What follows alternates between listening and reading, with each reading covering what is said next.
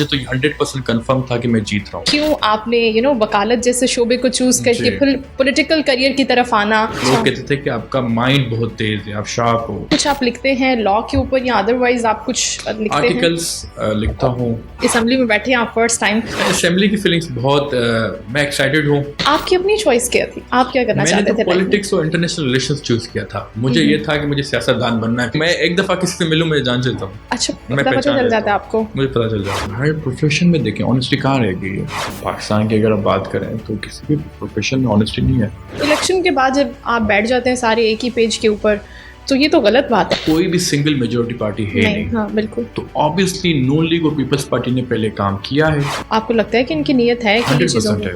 इस दफा अगर नीयत नहीं हुई ना तो 5 साल तो गए, अगले 5 साल।